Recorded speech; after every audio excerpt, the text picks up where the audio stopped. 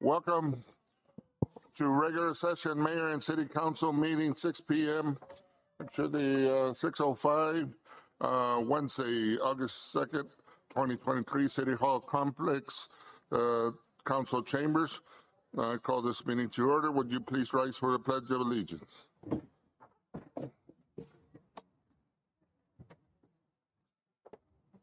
All started. I pledge allegiance to the flag of the United States of America, and to the republic for which it stands, one nation, under God, indivisible, with liberty and justice for all. Thank you. Invocation, we have our guest Elder Linares from the Church of Jesus Christ, Latter-day Saints. Please.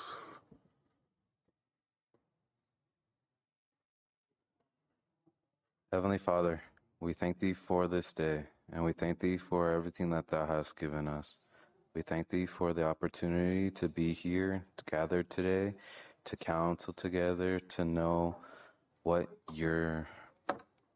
would You want us to do.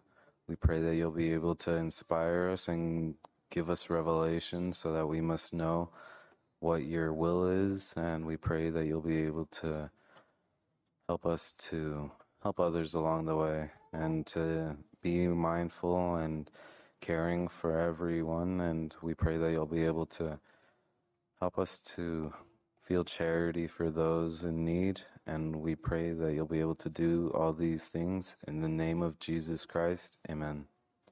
Amen. Thank you, sir. Letty, do we have any call to the public? Okay, thank you.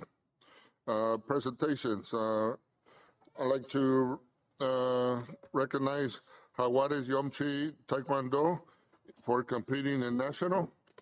Ms. Montiel, would you please take the honors? Yes, of course. Good afternoon, everybody. First of all, I'd like to call up Jimena Romo de Vivar.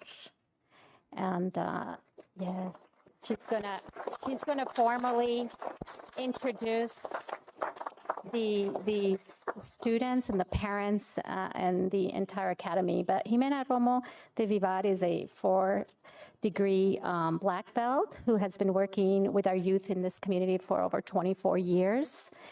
Jimena presently has 80 students from 5 years old, are some of you 5 years old out there, to 18, 19.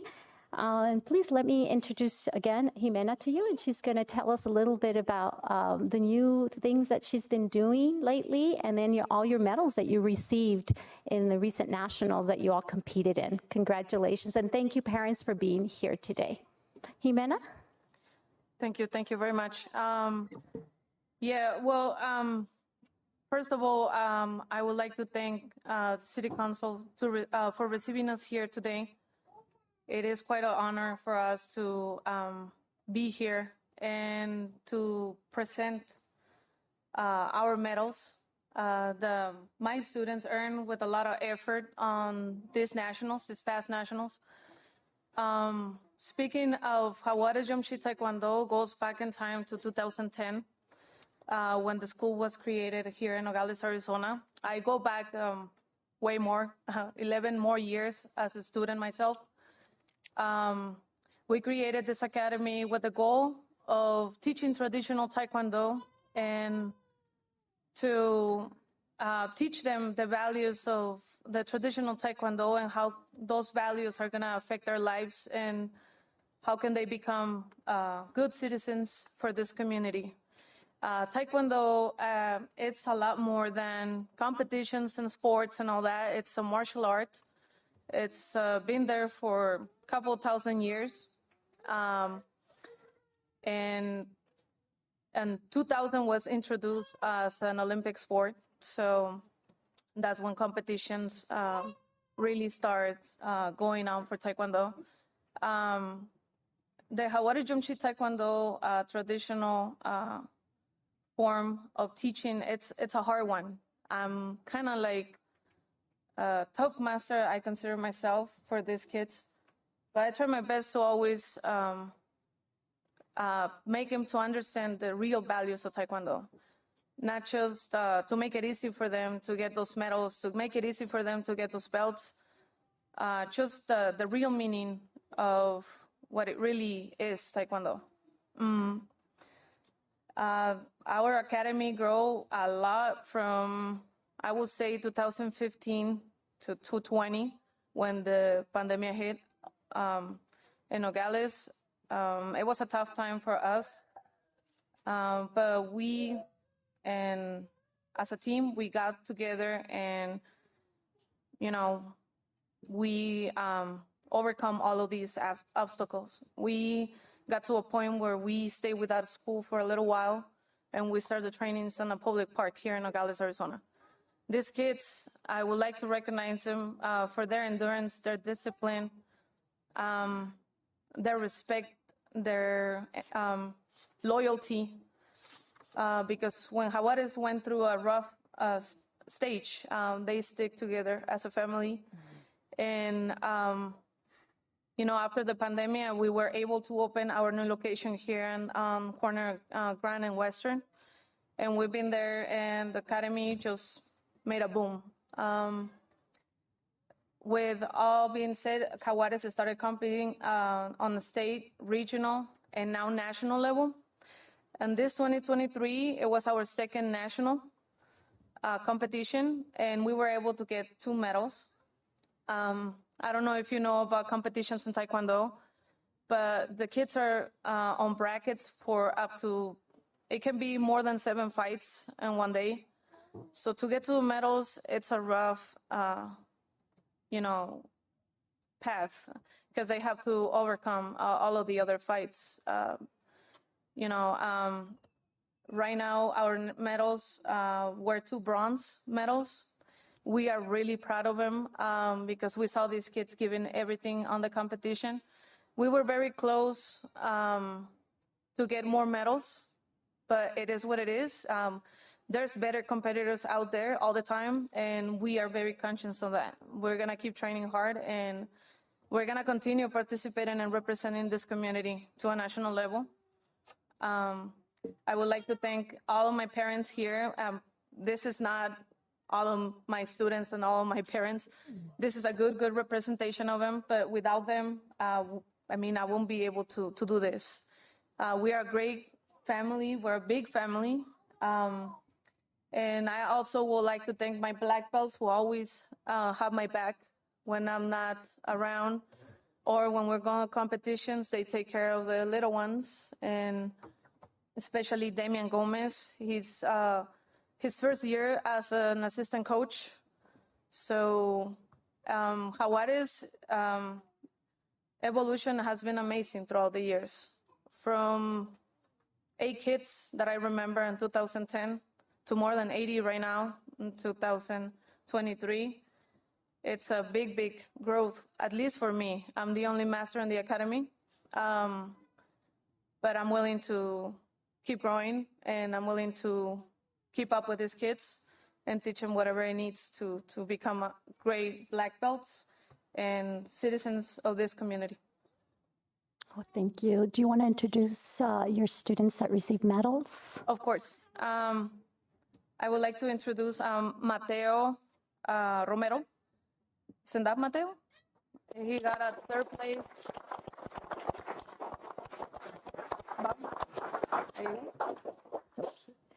And Eduardo Rios, he's a 3rd place national.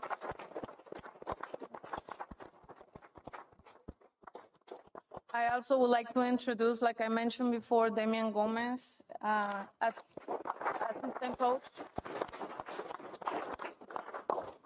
Like you see, most of these kids are very young, and they have to go through a lot in their competition. It takes a lot of effort, a lot of emotional, physical, and mental state to prepare them for the fights. These kids have been fighting in very international championships, but we won a national champ representing the U.S. Sunday from Nogales, from Jaguares. So we're going to keep pushing on that. Well, that's great. Well, thank you so much for giving us a little background on your academy. I know personally I've gone to visit, and there's quite another academy too here in Nogales. And I'm so proud of all of you on behalf of the mayor and the council and the administration in the city of Nogales. Thank you so much. I know one of the goals of the mayor is to put light on our youth here in this community. He's a big fan of Little League. So you might want to teach him a little bit about what you do, right?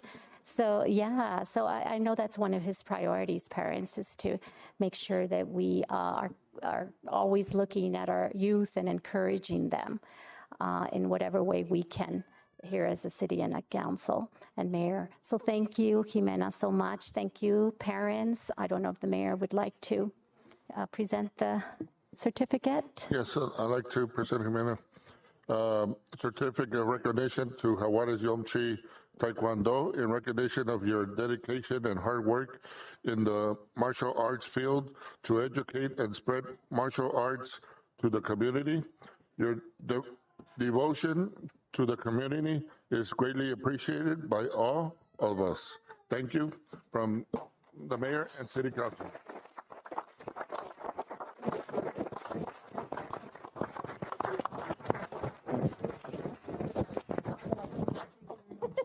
Thank you, Jimena. And Jimena. And I want to congratulate all you kids and all parents. You know, it takes a lot of dedication, like Councilwoman Montiel said. I love youth. I love youth. I love keeping you guys on the path of sportsmanship. Sportsmanship shows a great path. You know, in life, you got to learn how to win and lose, but there's always one thing that's more important: education. And the other thing is, you know, with every loss, you got to learn. You got to learn, you know, your mistakes, and next time avoid of doing them. So congratulations to all of you, and you know, keep on working hard and get better and bring us a national champion one of these days. Thank you, and thank you for all you do, Jimena, and you know, your partner right there. Thank you for supporting her. And, you know, thank you for, you know, you look very young to be a black belt, but thank you for what you do and helping support these kids. Parents, muchas gracias. Thank you for, you know, supporting the kids in the community. This is what it takes to get a better Nogales. And thank you for coming down and honoring the kids that made, and you two that got your bronze, congratulations. Keep it up. Thank you. Thank you.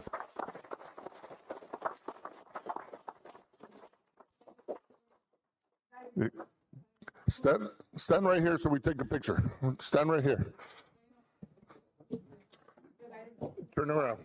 The tall, No one's in the back. Over here. the tall ones on the back here? Yeah, thanks. Oh, that's okay.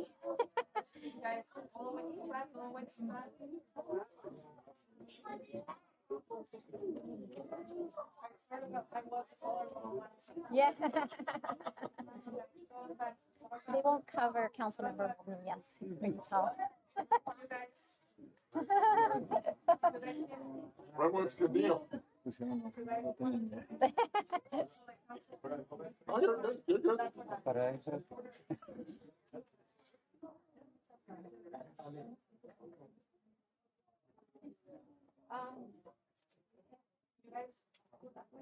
Come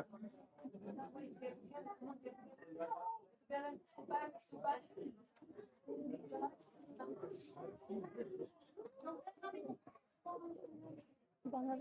Go back. As long as they don't start. No flying kicks. No flying kicks.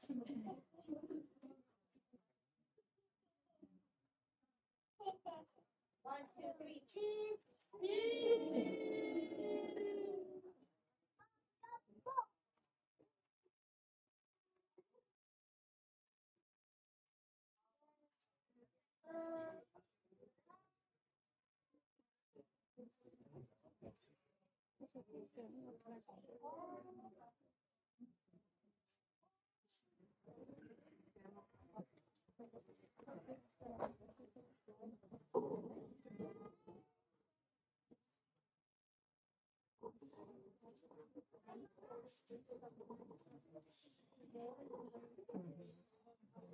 Ready, guys? Tinodora with the city council chariot. There you go. Thank you, guys. Thank you. Good luck. Oh, yeah. Thank you. Thank you. Thank you. Thank you. Thank you. Thank you. One more picture with my back. Thank you. Black belts. Thank you, Black Belt.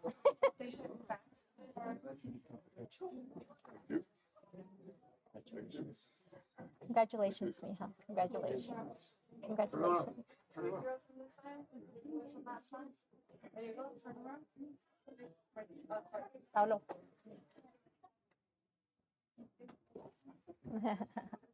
Between Damian and Jacob.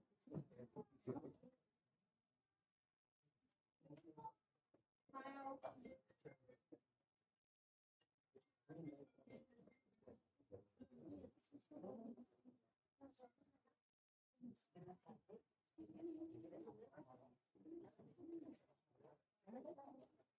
Thank you, guys. Thank you. Good luck, guys. Huh? Keep it up. Thank you.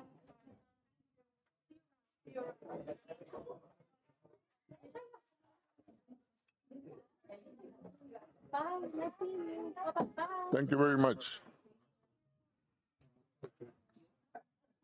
Now we'll go to presentation B, special recognition to public servants, award from the VFW Department of Arizona.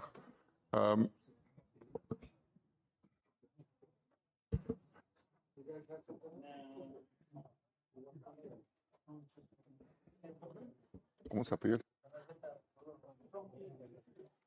Mr. Ronquillo, go ahead, sir. Welcome. Honorable Mayor, members of the City Council, and the general public attending. I am Miguel Ronquillo, member of Veterans of Foreign Wars, Post 2066, Nogales. Sitting in the audience is Commander of VFW. Oh, there he is. Commander of VFW, Jose Diaz. I think most of you know him, being that he's a former council member. Commander Diaz will be the presenter of 3 awards to 3 outstanding citizens of this community from the Nogales Police Department and the Nogales Fire Department. Before awards are presented by Commander Diaz, I will explain briefly as to why every year Veterans of Foreign Wars, Post 2066 Nogales, award special recognition certificates to outstanding citizens of our community as part of our outreach program. The award is not just a local event conducted by Veterans of Foreign Wars. Today's winners have already been submitted to our Veterans of Foreign Wars District 7 office for consideration and possibly selection of a District 7 winner. In total, there are approximately 200 veteran of foreign wars posts in Arizona assigned to 10 districts: Nogales, Sierra Vista, Huachuca City, Benson, Sun City, Tombstone, Bisbee, Douglas, and 2 posts in Tucson are all in District 7. Each post submit their winner or winners to the district office, who in turn select a district winner or winners. They in turn submit that particular name to the state of Arizona Veterans of Foreign Wars headquarters in Phoenix. State headquarters then select a winner or winners to represent Arizona at the Veterans of Foreign Wars headquarters in Kansas City, Missouri. Usually there are at least 1 or 2 winners from each state That is about 150 to 200 participants at the national level. In the past 5 years, Nogales has submitted a total of 9 applicants to Veterans of Foreign Wars District 7. Of those submitted, 4 applicants have been selected to represent our District 7 at the state of Arizona competition. Our applicants have fared well at district and state level. Several have gone on to compete at the national level. At the national level, competition is against several hundred applicants from throughout our 50 states. We, of Veterans of Foreign Wars Post 2056 Nogales, and our Nogales community should be proud as we are of our applicants. For in the past 5 years, 2 of our applicants have gone on to win at the national level. They will be announced by Commander Diaz prior to announcing the current 2023 Veterans of Foreign Wars Award competitions. With that said, Commander Diaz, the floor is yours. Thank you, Comrade Ronquillo, for such a good introduction. Appreciate that. Council, Mayor, thank you very much for the opportunity. I don't think I need to take something to it. For the people, So, okay, well, thank you very much, all you guys for being here. Really appreciate the opportunity to come and present these awards from Department of Arizona, which is state, to some well-deserving young men with our police department and fire department. Really appreciate all their efforts and everything they do for the city and the citizens in Nogales. And with that being said, I just want to add a little bit to Comrade Ronquillo's remarks. There are 4,200 VFWs in the world. We're a worldwide organization, and total there's about 4 million members. We're 4 million members strong within the VFW. And I'll just get on with the presentation. That's not to take too much time. Veterans of Foreign Wars of the United States, Department of Arizona, Certificate of Special Recognition, Law Enforcement Officer of the Year, presented to Officer Fernando Hernandez, Nogales Police Department, Nogales, Arizona, as an expression of sincere appreciation, full praise, and understanding service to your community and country, thereby furthering the aims and ideals of the Veterans of Foreign Wars of the United States. In witness hereof, we hereunto set our hands an official seal of the Veterans of Foreign Wars of the United States this first day of June 2023. Mike Kermey, State Commander, Louis E. Wood, State Adjutant.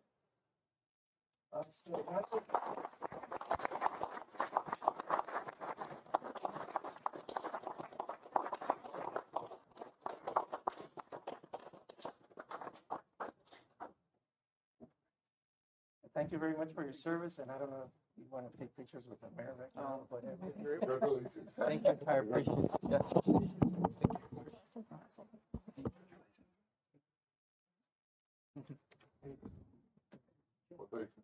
oh,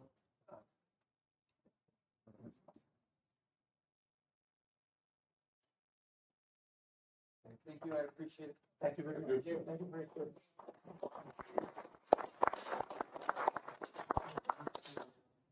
Okay, next will be Veterans of Foreign Wars of the United States, Department of Arizona.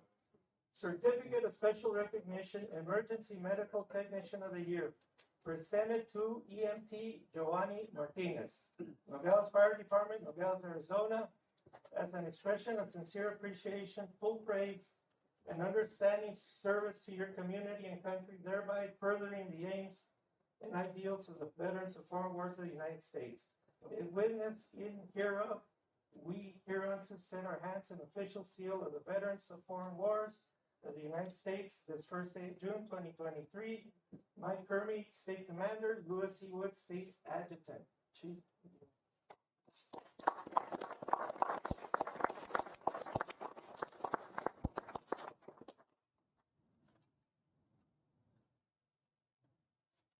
You can stay standing.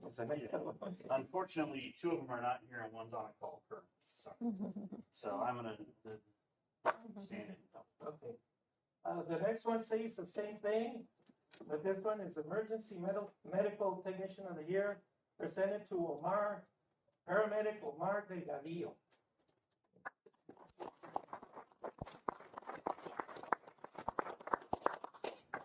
And we have one more that he already got his certificate, Jeff Pokari. He already has his certificate. So, thank you very much for all the work and all the hard work these guys do for you and the city, and we're all proud of you guys, and thank you for all your service and everything you do for the city of Nogales. And We appreciate you guys. I'll make sure they get it. okay. Thank you so much. That concludes our presentation. Thank you very much. And you guys have a rest of the day. A good rest of the day. Thank you, Mr. Diaz. Thank you very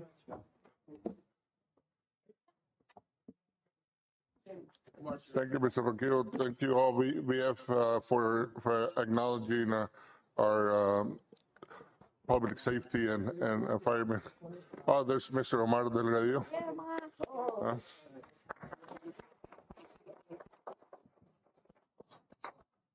Okay, yes, Paramedic Delgadillo. I'll go through the whole thing. Veterans of Foreign Wars of the United States Department of Arizona, Certificate of Special Recognition, Emergency Medical Technician of the Year, presented to Paramedic Omar Delgadillo, Nogales Fire Department of Arizona. As an expression of sincere appreciation, full praise and understanding, service to our community and country, thereby furthering the aims and ideals of the veterans and foreign wars of the United States. In witness in hereof, we hereunto set our hands, an official seal of the veterans of foreign wars of the United States. This first day of June 2023, Mike Kermy, Commander, Louis C. Wood, State Adjutant. Congratulations.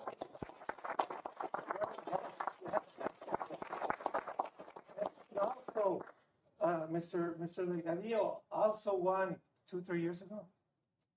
Last year, yeah. 2 years ago and 3 years ago. 2 years ago, he got the National Paramedic of the Year.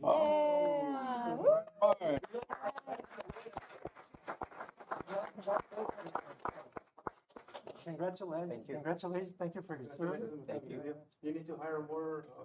He's one of those. No seas tan humilde.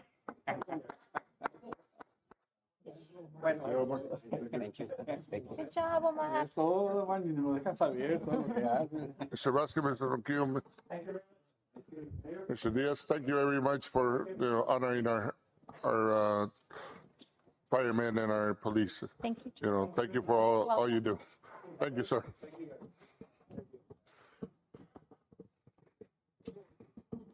Congratulations, Omar.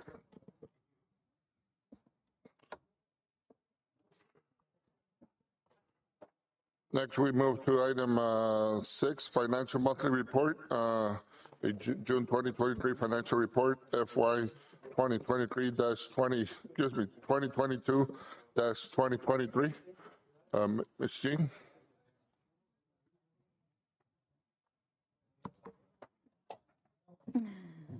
Good evening, Mayor and members of the council. Tonight, I present to you the June 2023 finance report.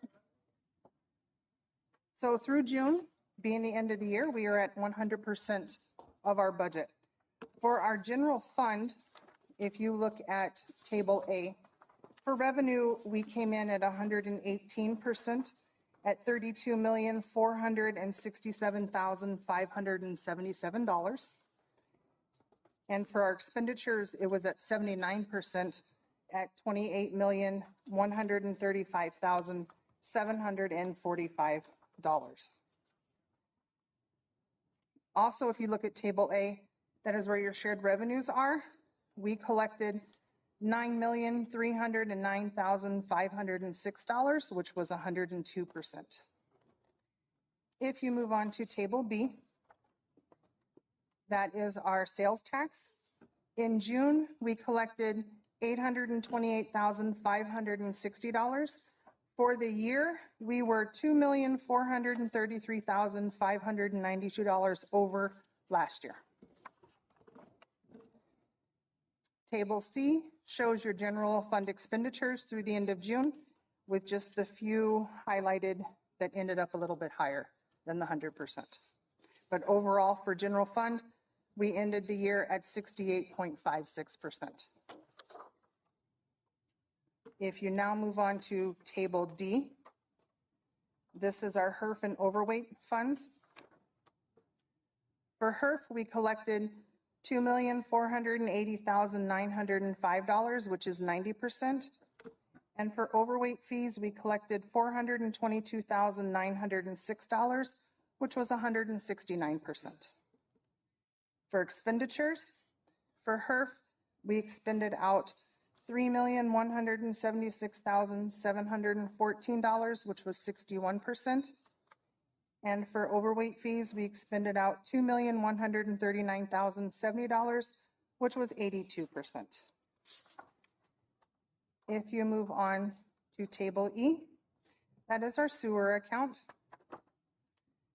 We collected $3,067,441, which was 84%, and expended out $1,892,586, which was 85%.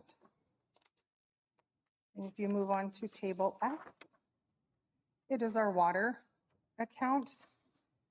We collected $3,755,471, which is at 100%. And we expended out $5,834,756, which was 87%. And the final table is Table G, which is our sanitation. And on that one, we collected $2,950,581, which was 98%, and expended out $2,676,684, which was 85%. Are there any questions on that portion of the report? I have, Yes. may I? On the- Go ahead, Ms. Montiel. I just have a clerical question here. Is this money that was not used in the departments going to be carried forward? It technically goes into our, General fund? the general fund into our reserves. Okay, okay, thank you. I had to think of the word there real quick.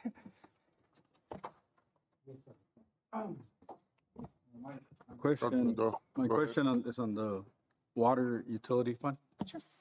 And as far as money spent and money collected, I noticed there's quite a difference there, about a little over $2 million. Is there a problem with the expenses on the water department? I wouldn't say we have a problem. A lot of what we had spent in this past year was carryovers from the year before. Oh, I see. Okay. Thank you.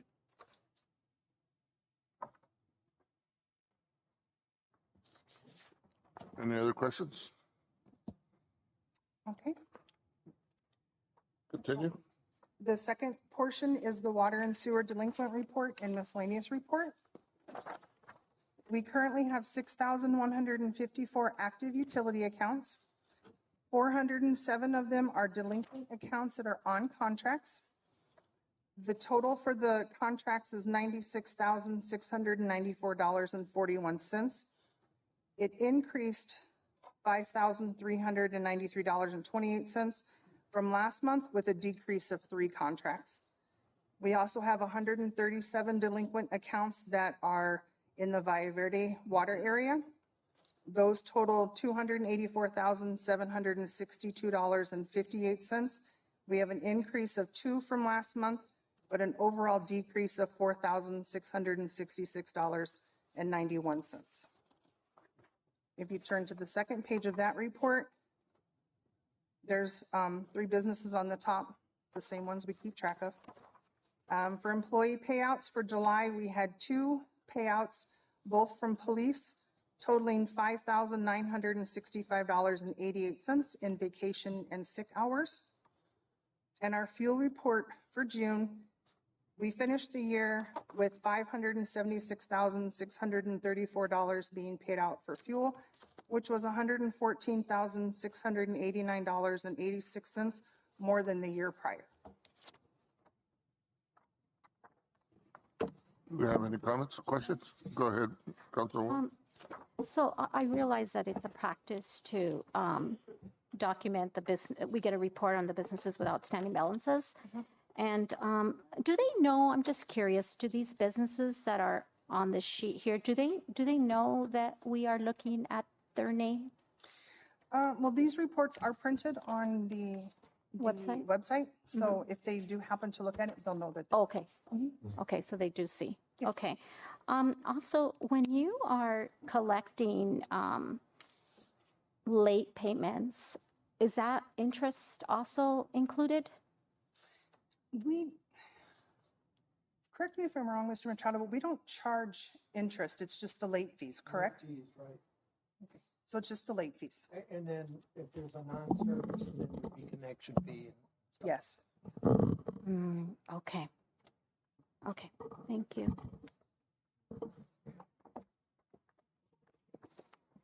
Any other questions? Ms. Motil? Yeah, it has nothing to do with this. I just have a question for the manager about the audit, if that's going to be presented in the future.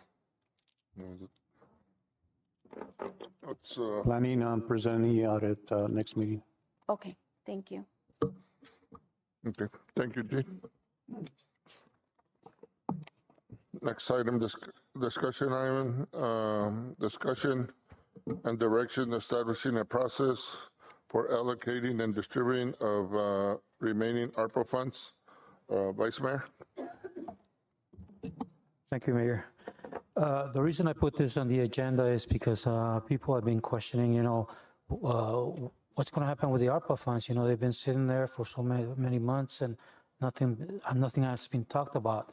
So I didn't know if there was a process in place, but then after I put the item on the agenda, I did got notice that there is a process going on right now, and I'll go ahead and have the city manager talk about this and explain it to us. Thank you. Mr. Bermudez? Mr. Mayor, Councilman Bojorquez, thank you. Been doing some research and trying to find out the viability or the feasibility of distributing some money to small businesses in the near future. I've been working with the Chicanos por la Causa, Préstamos, which is the same organization that assisted the county and with their ARPA funds for businesses. And I'm still trying to give them some information so they can find a way to distribute some of these funds. What I was looking at is distributing $500,000 between businesses. You're talking about small businesses, maybe employees with 15 or less employees. All these businesses went through dire straits here in 2020, 21 with the pandemic, and some of them have recovered somewhat, but some of them are still hurting. And I think it's only right that we share these funds with them. At least, and I was looking at, I haven't gotten into details yet, but we're looking at loans from $5,000 or from $2,000 to $5,000. With $500,000 that we would put out for small businesses, we could touch at least 100 businesses out there. With the assistance of Chicanos por la Causa and Préstamos, they would take care of all the administrative duties as far as to application, requirements, outreach, information, helping the community or the businesses fill out applications. There's still some information that we need to exchange to make this happen. But that's just to let you know, that's what I'm working on as we speak right now. Go ahead, Vice Mayor. Mr. Bermudez, you mentioned the word loan. Is this money has to be paid back once we award it to the business? There are some mandatory requirements, and Prestamos is going to go through all those requirements with the people that apply. Once they are funded, they need to go back and they're required to turn in certain paperwork, financials and such. And as soon as they put all the requirements, that grant or that loan comes into a forgivable loan, so they wouldn't have to pay it back. But they're required to abide by all the restrictions or all the mandatory paperwork they need to turn in. And Go ahead. besides those $500,000, how much is available for the businesses and other entities in Nogales? Well, we have $2 million that has been earmarked for different departments, infrastructure projects around the city, range from the police department, fire department, sewer, sanitation, water, parks and rec, and such. However, I think it's safe to say that I can find between the 2 million, I can easily find 500,000 to give to small businesses. And that'll go out and touch, like I said, probably over 100 businesses. And that could happen within the next 3 to 4 months, 5 months probably. Councilman Bonilla. Mr. Bermudez, what percentage is Chicanos for La Casa, or how are they going to get paid? Is it a percentage per application, or? There's a fee depending on the amount of money that we're going to give out and the amount of businesses that they have to, I guess, interview, for lack of a better word, in layman's terms. But at the present time, that's what we're working on right now. So I don't have all the answers. The only thing I can tell you that's what I'm working at as we speak right now, and I'll probably have more information the next couple of weeks. Hopefully by next month's meeting or month and a half, I can have Chicanos por la Causa come and do a presentation as far as to how they would work and what the process is. Okay, thank you. Councilwoman. Mr. Bermudez, thank you so much. As you know, for the last 2 years I've been sitting here, I've been advocating to help the small business owners recover from this pandemic. I know the county did a great job, at least in my opinion, in giving out some of these loans and or some of these, like you said, some forgivable loans. And the only thing that I just want to make sure that we don't repeat, or the same businesses get the loans. And I'm sure that this group that you are connecting with has criteria set because they've done it before. So it's kind of nice that it's not like they're reinventing, they're going to start all over. They already know what worked and didn't work in the past. So that's a good thing. And I'm really elated that the small business owners are finally going to get some help, aside from some of them already have received ARPA funds from the county. And so you couldn't imagine how I'm happy your vision in preparing and not waiting to be told that these monies are sitting there, belongs to the public, belongs to the people, and we've got to help our community out. So thank you, Roy, for taking this upon yourself and coming up with a plan, and in collaboration with Chicanos for the Causa, or whatever you decide to do, it's your decision, and I'm sure you'll present more details to the council and mayor in the future. But thank you very much.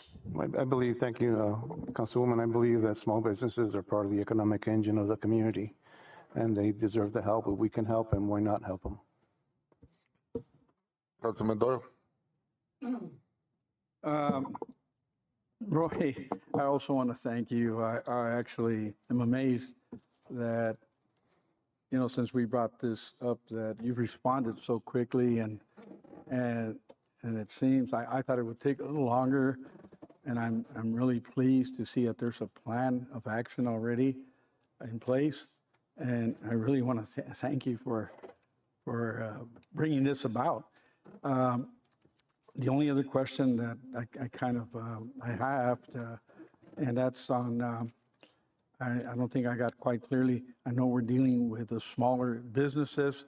Is there, how do you define smaller businesses, by employees or income or? It's a lot of criteria that needs to go and requirements. It's about financials. Is about we're looking at possibly 15 or less employees, and there's other criteria that we're working on with Chicanos por la Causa. Chicanos por la Causa is an experienced organization, has done this before, not only for the county, but they've done it for the city of Glendale, Arizona, and they've done it for North Las Vegas, which is a much bigger city. So they're experienced, and those are the details that we're working on as we speak right now, Mr. Doyle. Like I said, hopefully in the next couple of meetings, I'll have more information to the point that I'll have Chicanos por la Causa come and give a presentation as far as to the getting more into the weeds, for lack of a better term, on how this is going to work. Well, thank you for finding that outlet, somebody that's qualified, knows what they're doing. I think it gives all the council kind of relief to know that things are being done in a very professional way. And thank you so much. It seems that not only that, but it's going to be very fair to the smaller businesses. So thank you for all the work you've been putting in. Appreciate it. Thank you, Councilman. Vice Mayor? Mr. Bermudez, do we have an idea of about how many businesses we have in Nogales? Because you're allocating those for 100,000. I mean, for 100 businesses. But some of them have already received ARPA funds from the county. Do you have an idea of how many businesses are still pending? I don't know how many are pending, Councilman, because I know that the county gave out 77 grants or loans, and the county was from 2,500 all the way to 25,000. But they did give $1.5 million, something that we obviously we didn't get that much money. The application process is going to weed out those people that have been given ARPA funds or any other assistance through the pandemic. We have approximately 800 businesses that would qualify right now, and that's going to even dwindle it down even more once these applications are filled, and the people that go out and decide to fill out those applications and participate in the program. Chicanos por la Causa or Prestamos are going to do a lot of outreach. They're going to be in charge of management 100%. They're going to do outreach. They're going to go door to door. They're going to identify those businesses and make sure that they personally go and encourage them to apply if that's what they want to do. So I guess there's not going to be any stone unturned, I guess, for lack of a better term. So I'm really confident that we're going to get this done in the right way. And have you checked with the county to see if some of those businesses are still waiting for a loan or a grant, whatever it is, and they're in the process of getting one, and then they come into the city and apply for another one? So do we have some kind of coordination with the county? Yes, there's going to be cross-checking, and the county actually this week, they're closing out all their loans as we speak. I talked to the finance director this morning, Mauricio Chavez, and that's what they're doing right now. So yes, there's going to be some coordination, especially because Prestamos is the same organization that the county, so they'll be very in tune with who applied before, who got funded before, and such. So I think we're going on the right path. Chicanos por la Causa, is that the local entity here, or they specialize in this type of loans from somewhere else? Chicanos por la Causa, actually, it's Prestamos, which is I guess a department or an entity within Chicanos por la Causa. So it's two entities within one. And Prestamos they specialize in loans and such.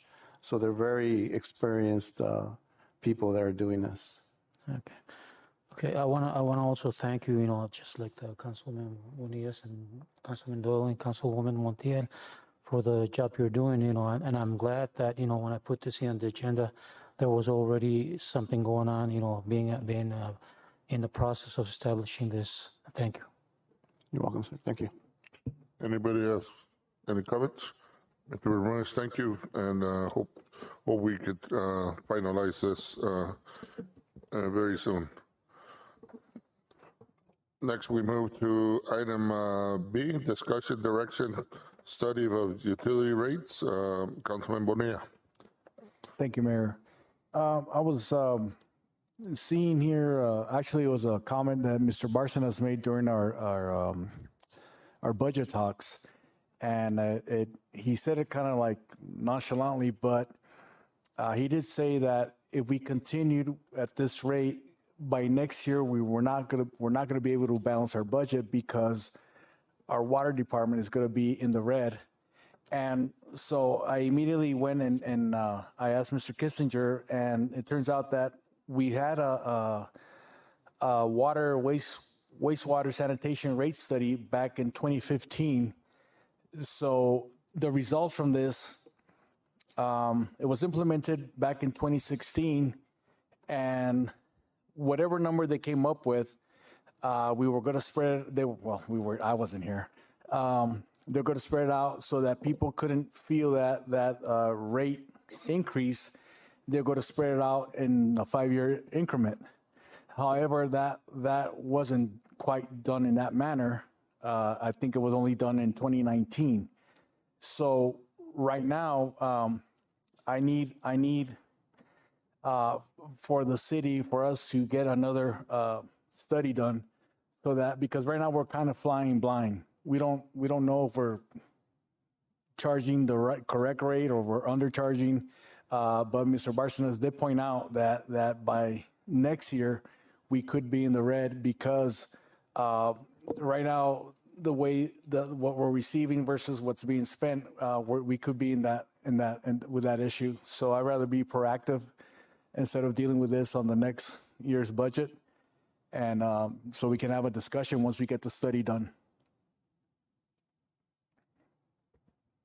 Any comments by anybody? Mr. Bermudez? Mr. Mayor. No, I agree that there has to be a study done. We've been charging the same water rate since 2019. Everything has been getting more expensive. Conversation that I had with certain council people and the mayor. The project that we're doing in Rural Road, the project that we're doing in Rancho Grande, everything has gone up. Back then when it was budgeted, we were fine, but right now we're needing some more money. And actually the water is not the expensive part, is getting the water from point A to point B. Infrastructure in Nogales is getting older, and equipment and everything is getting more expensive. So I do believe that we need to, in order to make an educated and well-versed decision, I do recommend that we do another rate study on water and utilities. Okay. Mr. Bermudez, have you looked at the last rate study that we had? Can we, compare it or use it as to any modification with changes of usage right now and usage in the past and cost right now and costs to the past to make any comparables? I got no argument on having to do a rate study, but can we look at what we had and what we have right now in costs and maybe try to look at a faster pace of study? Mr. Mayor, I think those questions will be answered by doing a rate study, and you'll get the concrete information versus just a guess. The last thing I want is to charge our residents something that we're guessing, and either we're going to undercharge them or, more importantly, overcharging them. Just to give you a little idea, a small idea of water per 1,000 gallons, Nogales is charging $3.34 per 1,000 gallons. Within 100 miles of Nogales, they're charging $3.50 per 1,000 gallons. Within 50 miles is $3.50. Within 100 miles is $3.82, $3.82. Similar service population of Nogales it's $4.13. Again, Nogales is charging $3.34, and we've been charging that rate since 2019. And I think it's only fair for not only the city, but your constituents and our residents that we do a study to charge them adequately. All right. So with that said, would we move to look into a study of rates? What's our best way to do it with the same company that did the pass, and see how we could come out with the best solution. If you give me direction as a council, as a body, then I will look into it and come back with you with a company and how much they would charge us. Yeah. Go ahead, Ms. Montiel. Mr. Bermudez, if you could just first present. I've been sitting here for 2 years now. We do all these studies, and it costs a lot of money to do studies. It costs the taxpayers a lot of money to do studies.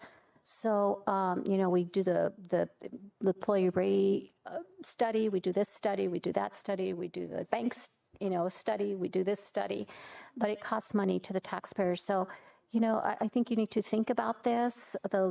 I personally am kind of surprised because you're saying that Nogales charges $3.34 and the average rate for a city that's comparable to Nogales is $4.13. So yeah, but there's other factors I'm sure that play into this.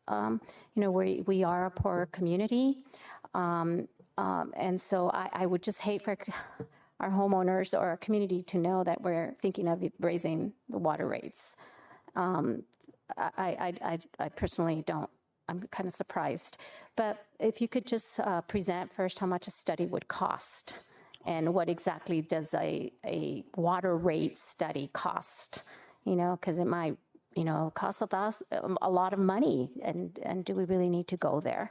So let's think about it, and before you decide, I don't want to be surprised. I don't want the community to be surprised. Present to the council so that we could inform the community. Sure, absolutely. Thanks. Councilman Doyle? Along those lines, I guess he's busy right now, so I don't want him to miss the question. I can hear you. No, okay, let me get it closer. There you go. Now the voice sounds, I can even hear myself.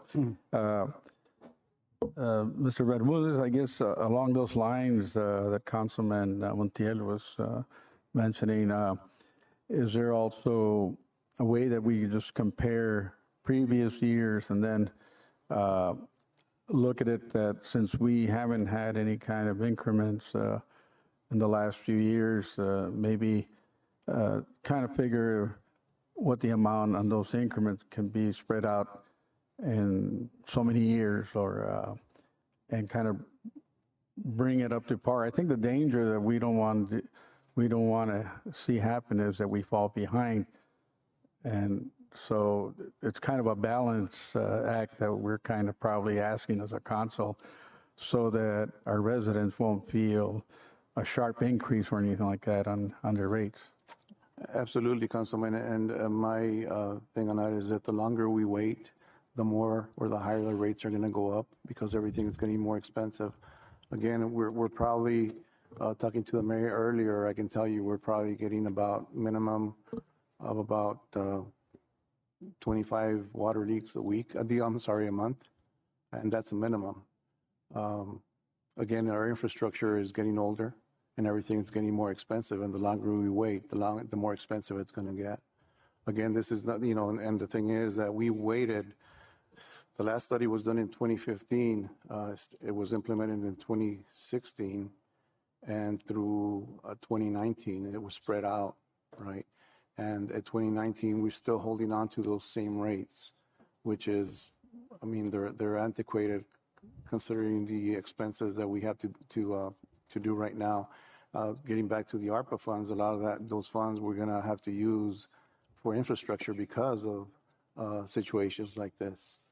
Now, if we raise these rates next month, 6 months from now, does not necessarily mean that we can go out and and spend that money, because kind of like Curve is going to have to be a year behind or 2 years behind. In other words, put that money in the bank, and then once we're healthy, then we can go out and spend it and invest back into our infrastructure.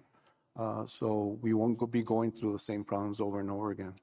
And that's just to prepare for our future generations and make sure that we're saving the city money, and we're saving our residents money in the same way. Okay, thank you. Councilman Borillas. Also, what I was seeing the last study back in 2015.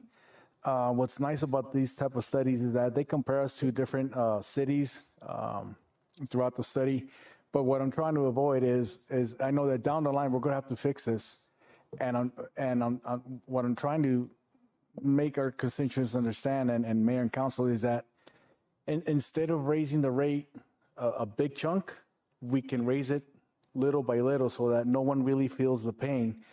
Because if we put it off more, then we're going to come down to crunch time, and then we're not going to have a choice than to have a big rate increase. That's why we need to be a little bit more proactive with this issue, as far as, because we are eventually going to have to raise the rates. I mean, do I want that? No. But we have to be in compliance with the state, and there's also a city charter issue regarding this agenda item. So I'm really trying to get this study going, because I don't want, at the end of the day, coming back to our constituents and telling them, oh, and by the way, you're going to pay a 10% increase, or, it could be as minimal as we can, space it out. But again, we can't have any type of discussion right now because we don't have a updated study. So I am with Councilwoman Montiel's concern that about raising the rates and all that. But again, if we don't move on this, it's going to come back and it's going to really affect our constituents, because then they're going to have to pay a large rate increase. So rather be proactive and be in compliance with the state also. I agree. So, Mr. Bermudez, let's try to get all this information and back to the council and see, what it would cost and what can we get out of it, and try to do the best thing we can. Sometimes it's not that we're going to make money, but we're going to at least try to cover the costs, which is what's going to help. So with that said, I move to look into a rate cost and see what we can do to analyze our water, and you bring it up to council, see what's our best options. I will, Mayor. Second. Agree? All right. Thank you. Going to number 8, orders. A, consideration possible action of orders. An order of the City Council of the City of Nogales, Arizona, authorizing the purchase of 2 2024 Ford Police Interceptors Utility AWD patrol-built vehicles from state contract for the total amount of $159,794.54, Nogales PD. Second. Any discussion? My only question was, and we've talked about it, and Mr. Bermudez, we are looking into future EV vehicles and stuff like that, and it was just we're looking at 2 vehicles. Is there a pro and con of not doing it right now compared? I know infrastructure in the city we lack chargers, but is there a pro and con, or have we looked into EV vehicles for patrol? Not as of yet, Mayor. Last discussion that we had, I'm getting together with USDA to look at an EV program and how to get charging stations throughout the city. they'll bring more tourism, and at the same time, it would let us start using EVs for the city, which would save money. We also talk, EV will help, but EV will harm us, because then we'll like get less HERF money because less fuel costs. So I guess in order, I guess to answer your question in layman's terms, we can't put the horse before, or the cart before the horse, and that's what we would be doing if we would purchase EV vehicles at this time without the chargers. So hopefully this can be resolved soon. Hopefully within the next 6 months to a year, I would have an answer. Well, 6 months, and hopefully we can start a program with EVs down here and partner up with our shopping centers and other parking lots, other businesses, so they can have them outside their business. I agree. Thank you. Yes, sir, Mr. Bonilla. I have a question for Mr. Bermudez. What's the build time, the turnaround time for a police vehicle? Is it like 2-3 years, or? We just got a couple of cars that we had ordered about a year and a half ago, Gene, more or less. So there is a wait time and everything. And that's what reason I didn't hold back on this opportunity. I think, we need them. Might as well order them now, and who knows when we're going to get them. Any other discussion? All in favor? Aye. Aye. All opposed? Motion passes. Now going to item B. Consideration and possible action of order of the City Council of the City of Nogales, Arizona, establishing an amended policy and condition for city support of local community events. Second. Any discussion? Yes, sir. I see there's a limit on, or a ceiling cap on the amount, but it's up to us, I guess, to figure out how much money will be, I guess, spent on whatever event it is. I just want to make sure that's, my understanding is correct. If any. If any, okay. 0 to 5,000. Okay, thank you. George? Councilwoman Montiel. Are you done, Mr. Dog? Yes, sir. Okay. Councilwoman Montiel. Yeah, first of all, thank you, Joe, for putting this policy together in collaboration with the council and the mayor and your management team. I think it clarifies, it's more streamlined, I think it's fair. I do have a question.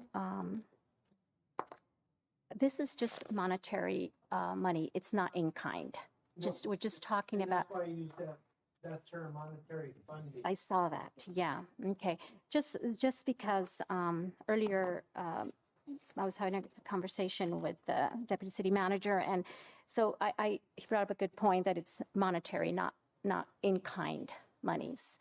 So monetary is additional monies to the in kind that's provided already by the city. The monetary would be additional monies. Okay, just want to make sure that I understood that policy. That distinction is also in paragraph 7 above.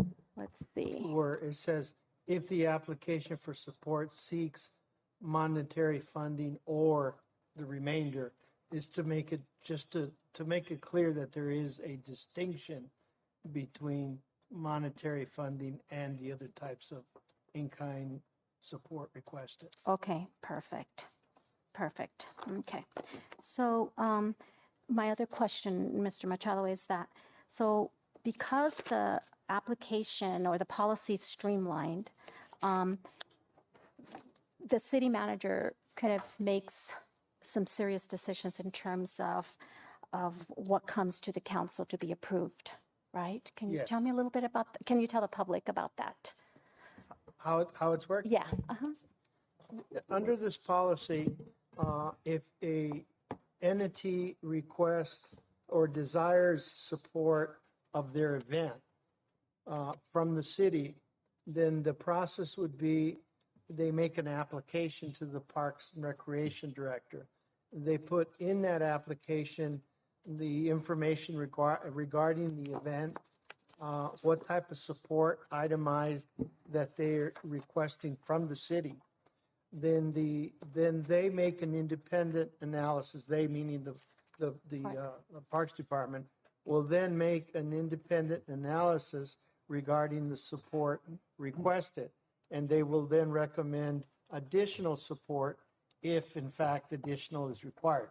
Many times, so they'll come in and ask, for an example, one police officer, or 2 police officers, and once the analysis is made, the determination may be that they need additional help or so on. Once they make the analysis as to what is really required in order to support that event, they will try to estimate the value of that. Then that will be delivered to the city manager. If, in his opinion, in his discretion, the application seeks the ordinary support of the city, which does not include funding, then he will make that determination as to what type of support will be given. And he has the discretion to modify it, approve it, reject it, or condition it. If the application requests more than the ordinary support or request any type of monetary funding, then the same process will be undertaken, but the ultimate decision will come up to the city council. And the city council then will have the discretion to approve it, reject it, or modify it as recommended, or in your discretion you wish to modify. Which includes monetary and in-kind. Which would include Which everything. include everything, yeah. Well, again, I think it's well-written. It's very easy to understand. And I think it just, doesn't have that gray area that we were all kind of wondering the last time about. So thank you so much. Thank you. Councilman Doyle? Yes, more for the public's sake, I guess. So this new policy replaces the old policy, and it replaces the classification policy that we used to have, and so it seems a lot clearer for me, and I'm hoping that the public will be able to see that and see the clarity on it, and it makes it easier for the council to make decisions on this than the previous policy we had. So thank you for the work you put into it. I like the way you wrote it up. Thank you. Any other comments, questions? With that said, all in motion to approve? Aye. Opposed? Aye passes, Leslie.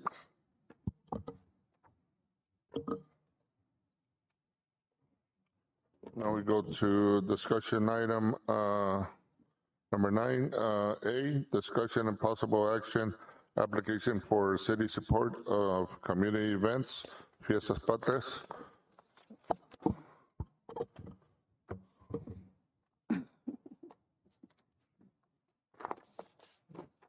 Do we have a motion?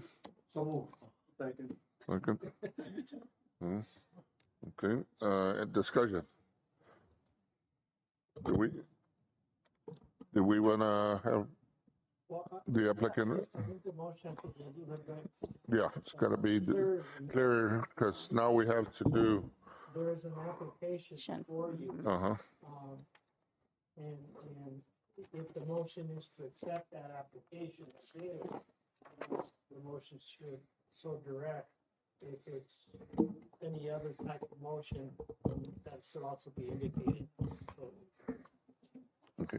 in other words, what you. On this, well, So, it's on this application, basically, now with the motion we just passed, basically, as far as as far as itemizing, I think that's more, on the itemized support, that's going to be more of a judgment between Parks and Rec and our city manager, correct? I'm sorry.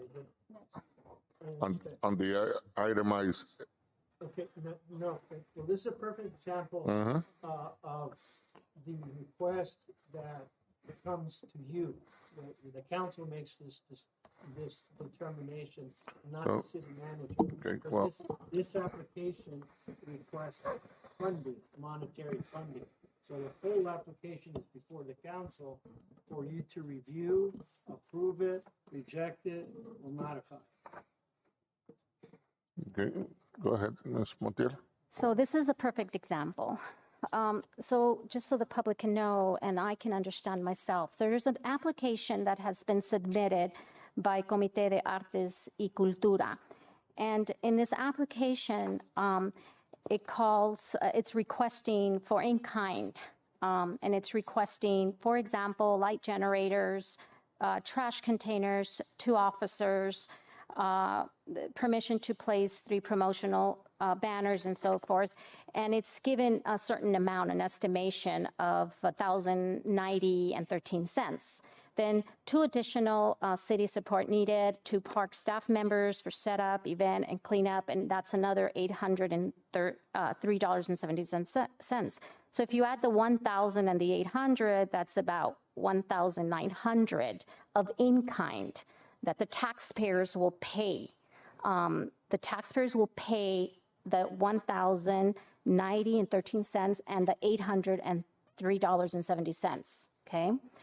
What this committee is asking is for an additional $10,550. But just a few seconds ago, we passed a policy, like Joe says, that it's the monetary funding provided by the city under this policy that we just approved, if any, shall not exceed the amount of 5,000. So obviously, we can't approve the monetary funding amount that this club is asking of 10,500. So as a council, it's up to us to decide if we are going to give nothing or up to $5,000. Is that right, Mr. Machado? Yes, and the type of. In kind and the other support. Okay, so there's 2 things. I find it kind of the estimated value of the in-kind kind of low compared to other years. But, I'm sorry, Mayor. Go ahead, Mr. Doyle. As I was saying, I find the estimates on a little low compared to the cost of previous years. But really, I guess what's more on my mind right now is that since we have this new policy and though we have a ceiling of 5 or a cap of 5,000, the question I guess would be to Mr. Bermudez, you know, the money that any amount of money that would come for this coming budgeted year would be from those 50,000 that were left over on the budget. We had, during the budget, we had already figured that we were going to use 100,000 as an investment for our Port Authority and Chamber, which 150 and 50 went to each one. And there was 50 left over because during the budget, they set aside 150,000. Now, exactly, Mr. Bermudez, those extra 50,000, what other things can we do besides fund or help fund activities like this? I mean, can we use it to improve, let's say, the safety of our community? They were earmarked for special events, Mr. Doyle. Just that? However, those can be upon agreement by the political body. Those can be used at your discretion, as long as you all agree with it. So we have a say-so how they're going to be used, the council. if the majority of the council so desires. Well, it's been budgeted for that amount, okay? There is a process to make adjustments to the budget that you have passed. But that amount is budgeted for special events. It doesn't mean you have to spend that amount, but it's available for use as earmarked. If you were going to un-earmark it, if that's a term, and use it somewhere else, there's a mechanism to adjust the budget. Right, okay, so there's a mechanism, okay. And the reason I asked Mayor and Council and everyone is because as I drive the streets here in Nogales, I still see a lot of darkness. And I pay a little extra in my utility bill to have a couple of light poles on my property that I pay for the pole and the light, $10 a month, 10 and change. And that includes the use of the pole. But I see throughout the city that we have a lot of areas that are dark and the poles are there. And I'm assuming that would be what they charge me for electricity for the month is $5, and it's from dusk to dawn. But anyway, they turn on, turn off by themselves. And all I do is pay a monthly fee of $5.39, I believe. And then with the pole, it comes out to like $10 and change. But what I'm looking at is even if it was 10, and if we put 100 more lights in the city throughout the community where darkness prevails right now, and darkness, it just creates problems for safety, accidents, maybe encourages, I don't think we've had muggings, but encourages people that do crime to break into homes and other areas or other types of crime. And for the safety of our community, lights are a great deterrent. And they bring safety and they bring confidence to the people that go out maybe and walk at night. They can see stray animals instead of being approached at the last moment in darkness. So what I'm saying is, even if it was $10 and we put 100 lights out there throughout the community, that would be a total of $12,000 a year. A year. Only $12,000 a year. So if we put 50, well, it would be 6,000, close to the max cap ceiling that we have. But this is something that we use 24/7. The lights would be, well, not 24/7 because they're just at night, but every day of the year. And this is something that the community would really benefit from instead of a one-night whatever event where maybe $5,000 would be spent, which is a lot. I would never vote or support such an expense for a community event when there's so much more that we can do with that money that would help the community. Then that's just lighting. And there's other things, even the parks need more funding that help our residents, that help our constituents, that help their families, the kids, everyone, the elderly, to feel safer. And I think that should be safety when I was back then was in our strategic plan was our main concern, number one, safety for the community. But anyway, I just want to make that comparison so that when we're talking about supporting these other programs or events, take in consideration that it might not seem like if we say 5,000 or 2,000, but even 2,000 would be 20 light poles. That's if we're paying for the pole. We're not paying for the pole to double that, multiply it. We could have 200 lights or 50 lights or whatever it is. But what I'm saying is, let's not think that 2,000 or 3,000 is nothing. It's a lot. We can do a lot with 2,000 or 3,000, especially for the safety of our community. Make that comparison as you decide what kind of support we want to give to these events. Thank you, Mayor. Thank you, Mr. Doe. I just want to make a comment, and correct me if I'm wrong, Mr. Bermudez. The in-kind, it's very hard to find a solution right now because we don't know what it is that we're actually giving. It's not, you haven't, the in-kind's going to be the in-kind. What number in value we have of the in-kind will not be known really till after the event. Absolutely. Mr. Mayor, one of the things that we'll modify in this application, it is as for 2 officers. In the past, we used a minimum of 6. So that's going to change the estimated overtime here from 1,090 to, I haven't figured it out. But I just wanted to put it out there because of time constraints that we have right now, because this event is next month, and there's quite a bit of planning that needs to go behind that. But I would add 4 more officers to that as we speak right now. Mayor, may I? Oh, you're done? You're not done yet. No, but I'm sorry. no problem. And so, and that's where I'm headed to, basically, the way we talked about this policy was, the in-kind is going to be the in-kind.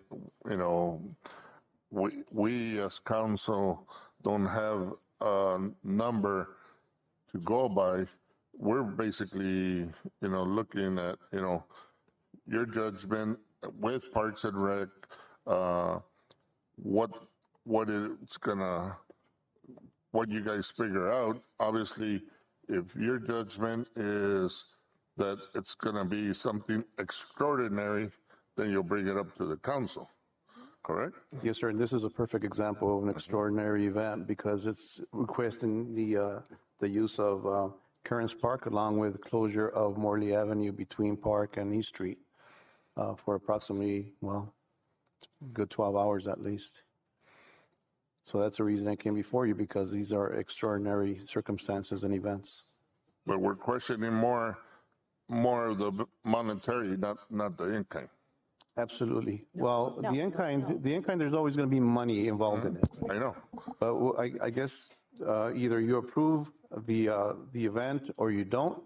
And then the question on the table for you guys is, or for council, is the funding amount request. You obviously can't do 10,500 because the new policy caps it off at 5,000. Correct. So you can give 5,000, a total top 5,000, a ceiling, or nothing at all. It all depends. 1,000, 2,000, 3,000. It's up to you guys.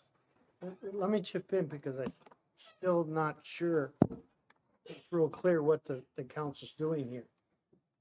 This is the perfect example of what comes before the council. And the staff reviews it for the council so that the council has information about the estimated value. And you're right, Mayor, in that it's not until the event is over you're going to know exactly. But you have to have some information before you decide we're giving too much or not enough. And you have to depend on the staff to come up with that review and that recommendation. It doesn't mean that you can't modify it. You say the estimated value here, for example, let's say it's 1,000. The council in its discretion may want to only give $500 as an example. The same with the funding. They request a certain amount. Again, your discretion, you can go less, but you can't go more than 5. But let me point out too, though, if this was an application that requested no in-kind, 0, but it requested $1 monetary funding, that's still your discretion. That has to come up to the council under the policy.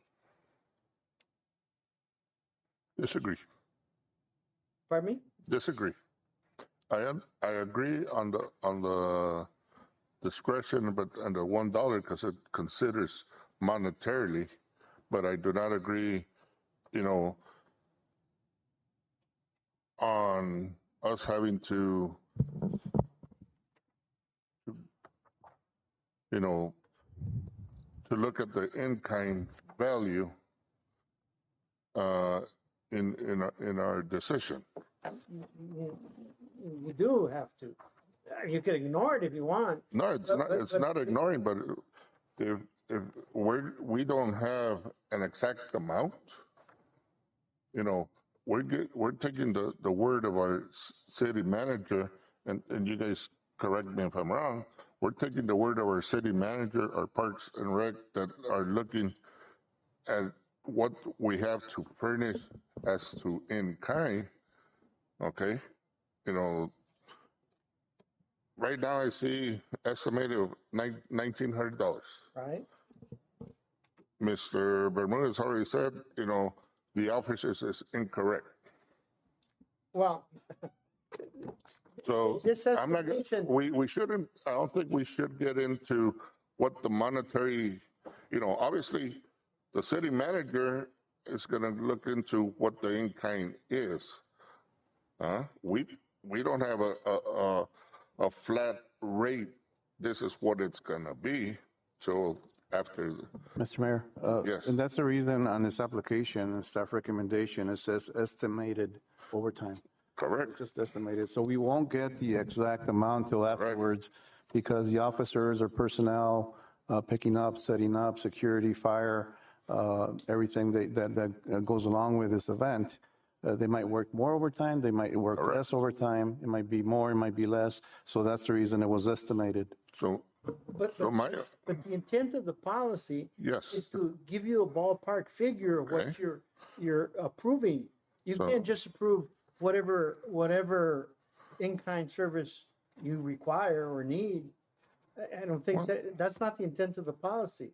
The intent of the policy is to bring to you and that's, all the information that the city manager has regarding that event, and then you make a decision whether or not to approve so it. the way the new policy is, okay, it's like, I move a motion to accept this,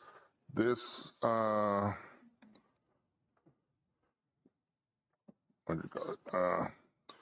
I move a motion to accept this event with the in-kind estimated, and now with a tap of request of funding of X, which is what we got to decide.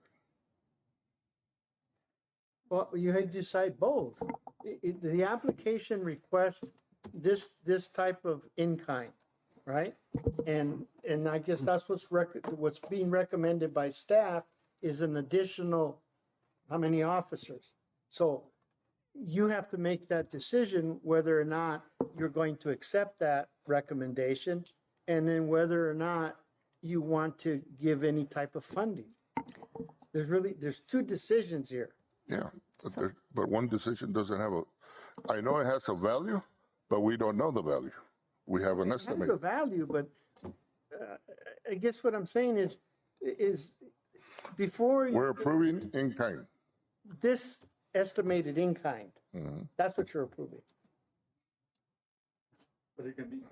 It could be more on the in kind. Well, but I think you would be very upset as a council if staff brings to you an estimated in kind of 2,000 and then it ends up costing 20,000, then I think you would be looking at staff that they didn't bring you the proper information for you to consider.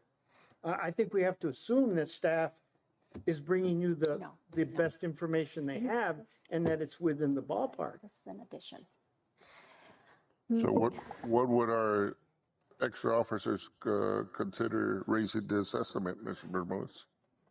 Mr. Mayor, my recommendation, if I can make a recommendation, is that you approve the event, and then you approve the funding at your discretion. However, I can tell you that this estimation will not go over an additional $2,000. That's what's been the past, under 4,000, and that's what we're looking for the future. However, we won't know the exact, this is an estimation, so you can say, like Mr. Machado says, well, it's not costing us $20,000, it'll probably cost us $3,500 or $4,000, right, in personnel and setup and everything else. So, So, Mayor, may I? Hold on, he's gonna finish. Oh, what, I got for the 6 officers, it would be 3,130. 3,000, so that, yeah. Yes. Total in kind for personnel, Parks and Rec, and everybody that contributes for this event. So the, So your 4,000 is okay. 4,000 is okay. Okay. We're safe to say. yeah, Go ahead. Hold on, Councilwoman. yeah. So on the legal side, just want to make clear with Mr. Machado, we're looking at two things here. We're looking at the in-kind. And right now, I think what happened is, you know, with all due respect, Mr. Bermudez, I think that this should have been looked at so that way the mayor's question could be answered a little bit better. The estimation is off, whoever did that. Obviously, it's off. So before it's presented to us, you need to take a closer look at how much the correct in kind, and especially overtime with the officers. We don't know. I don't know. So the fact that there's an estimation, I have no problem with it. But obviously, right now you're kind of making corrections. I feel uncomfortable because what do I know how much overtime is paid to the officers? So I think that before in the future this comes to us, you have to have a better estimation. Second, that's one thing. In-kind is something that we need to approve, okay? In-kind. And obviously it's changing because now you're saying that the in-kind is going to be close to 4,000. 4,000. Okay, so it's not 2,000, it's 4,000. Okay, so whoever did the staff review and recommendation is off, way off. So it's $4,000. Now, that's one motion. Then the other is, are we going to decide to give an additional nada or up to 5,000? Because we just approved a policy. So that's where we're at, right? Correct. Okay. Correct. Thank you. Councilman Bonillas. Mr. Bermudez, by nature, the in-kind, is, Councilman Doyle pointed out that it seemed kind of low, but by the nature of this event, there's going to be less officers, and that's due because they're not going to be sales of alcohol or something like that? Not necessarily, Councilman, because we still You have the same block off a amount street. regardless of the Yes. sale of alcohol? Exactly. We still need to block off a street and from the night before. So in special events, Parks and Rec had a budget of about $3,600, if I'm correct. So that's been budgeted for. In the past, that's what we spent last year, and that's what we forecast for this year. So it won't go over $3,800. Yeah, but it wasn't, to Councilwoman's point, that's not the number we got No, right it's way now. off. And that's I mean, And I agree, and I in past apologize. years, I understand that we spend around that $3,200. That's fine. And so Councilman Doyle points out that it seemed kind of low, and it also seemed kind of low for me, me also. But it turns out that it's really the same. It's $32,000, Same as last year. So 4,000. yeah, 4,000. Yeah. No more than 4,000. More. Mayor? Go ahead, Yeah. If I Council. can, in all fairness, the staff guys, this is the first two come before us. Yes. And we had discussions on how it was going to be done, what information should be put in and stuff. And I imagine as the process goes on, we're all going to Get better. more and Yeah. more versed on But what's Mayor, required. I agree with you, Mr. Machado, but it's not the first event. So I'm glad that, you can always go back to last year. Things don't change, So last year, something like 4,000 was spent. So, okay, so we'll move on. And so I have no problem with providing with the events with the in-kind for the taxpayers to pay in-kind. So we're talking about $4,000 approximately, because that was what's spent last year. I have no problem, funding the in-kind for such a wonderful event like this.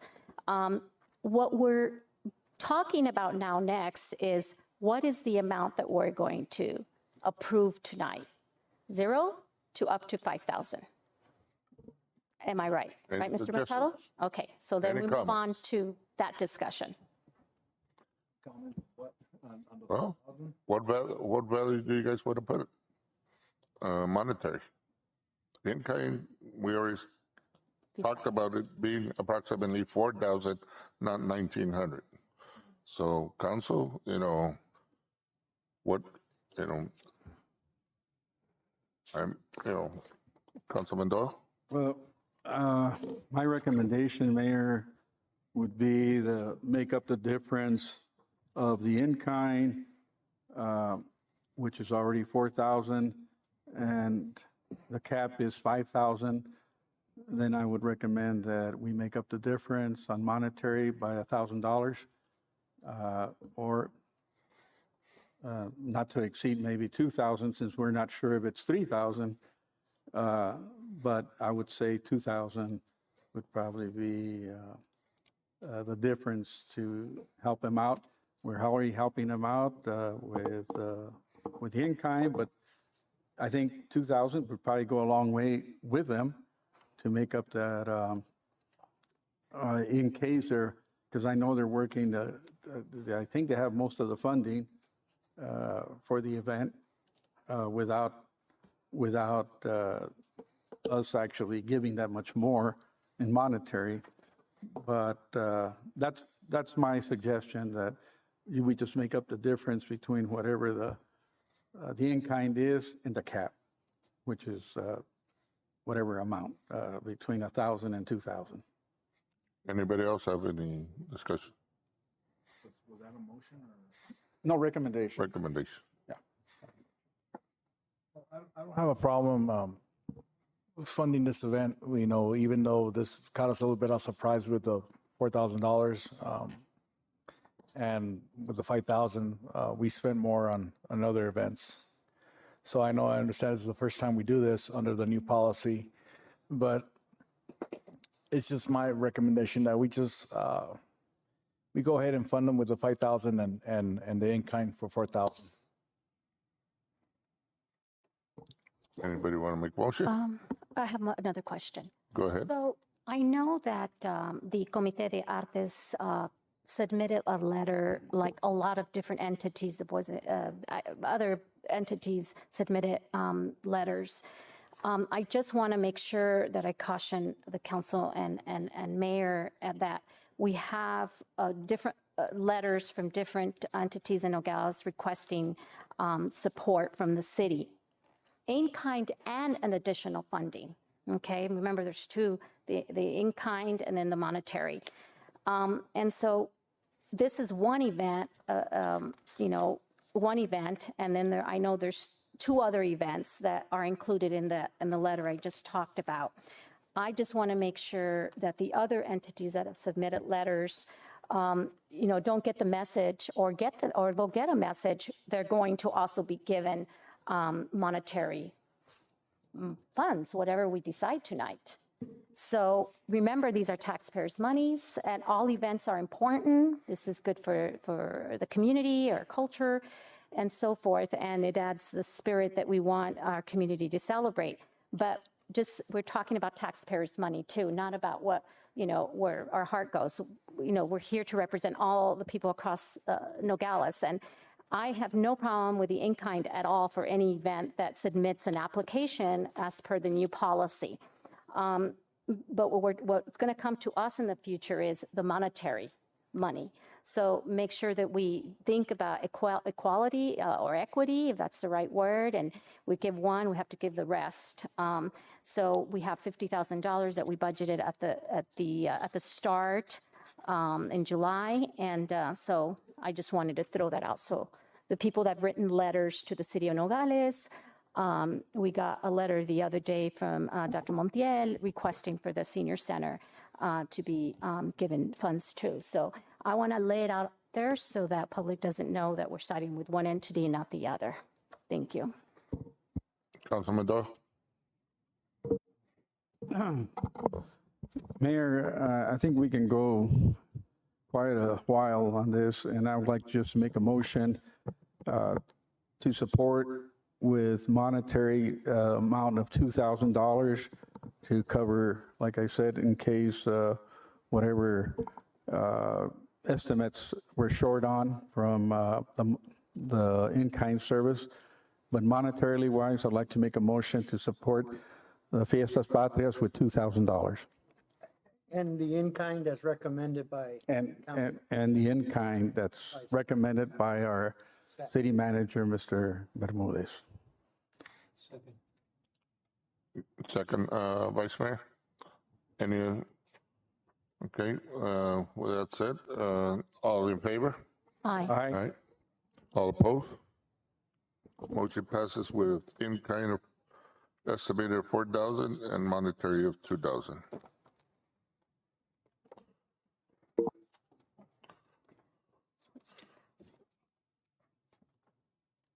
Okay. Discussion item B.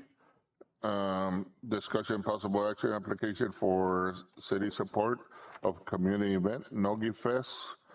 Again, we have an application.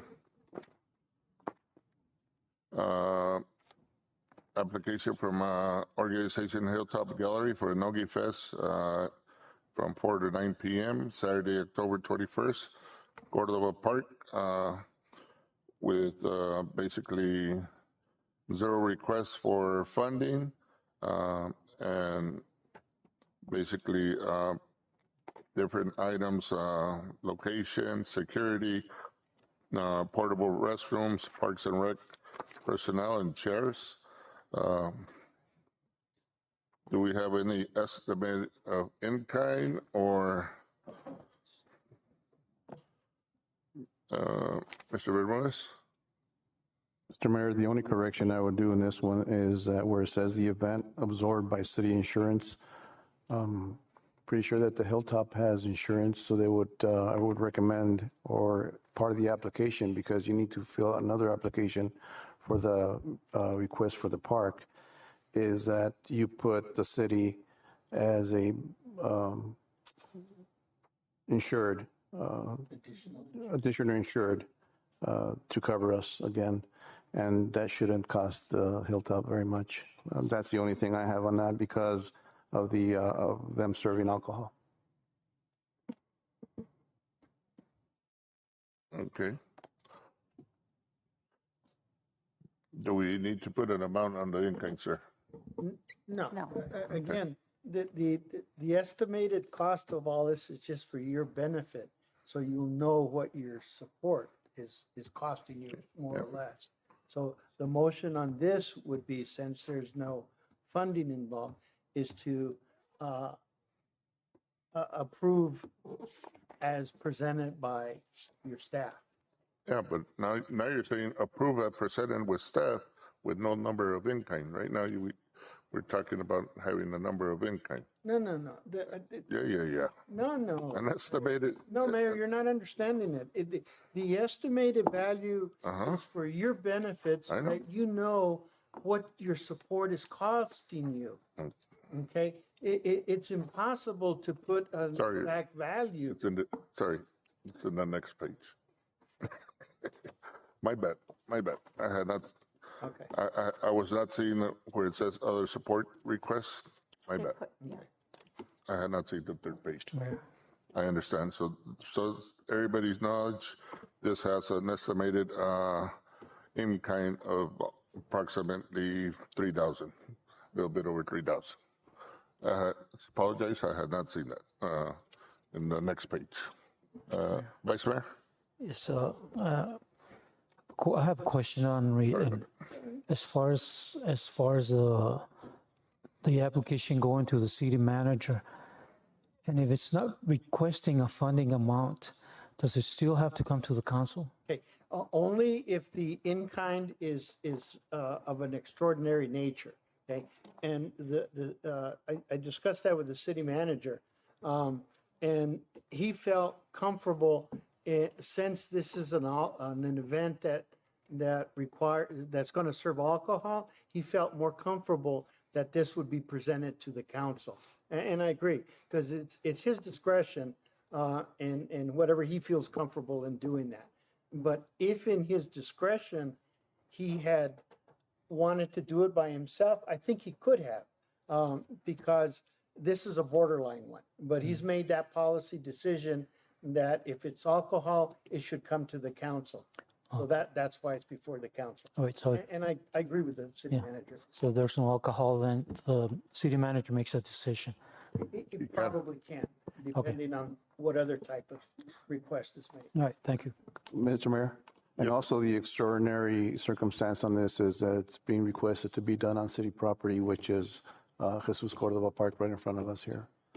So it's city property. That's the reason that I feel that it should be approved by council. Thank you for taking those two things under consideration, Mr. Bermudez. Mayor. Go ahead, Councilwoman. Oh, okay. And just going back to the policy, and that's what I liked about the policy is that it, after the party fills out an application, you know, and they come out with an estimated in-kind amount, and then the city manager will decide after, because it's an estimated, we don't know. They have an idea from previous events, but in this case, there hasn't been a previous event. So we have to trust the administration that they will, you know, estimate as close as possible. But in the future, just so I can understand, is that it won't come to the council and mayor except if you decide, right, Mr. Bermudez, because of the cost of the monetary that they are requesting, if they are requesting in the application.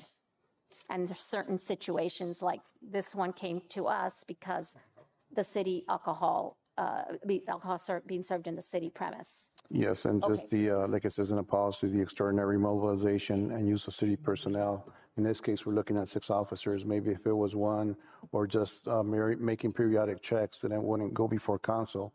I can make that decision, but I felt this decision has to be made by council because of all these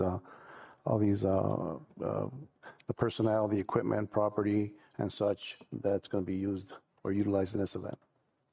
Thank you. Councilman Doe. Yes, Mr. Bermudez, is your recommendation then that we support this event? Yes, sir, it is. Mayor, I'd like to make a motion, we take a vote on it, or I mean, recommend that we may take a vote on it. So you make a motion to Well, accept? the motion is Yes. to. To approve. To approve it. Recommendation, yeah, To approve. as- Yes, I make a motion to approve this policy or this event This event As recommended. as as recommended recommended by our city. city manager, Mr. Bermudez. Second. Any more discussion? All in favor? Aye. Aye. All opposed? Motion passes. With no funding.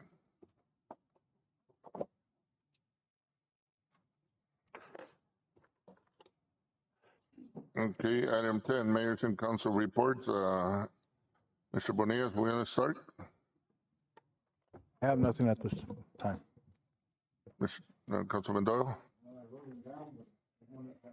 remember the most recent one, and that was attending the courthouse event that they had this past week. And Mr. Fidel Velasquez, and that was also youth art. And it was very not only entertaining, but get a sense of appreciation, how much talent there. How much talent there is in our youth. And that event that Mr. Alfredo Velasquez put out at the old courthouse, I think it was this past Friday, if I'm not mistaken. But there was a lot of, youth and instructors and different events they had, different art categories. But it was a great gathering. And again, you know, it's just amazing the great job he's doing in our community, exposing our youth, and not only, but helping them develop their artistic talents.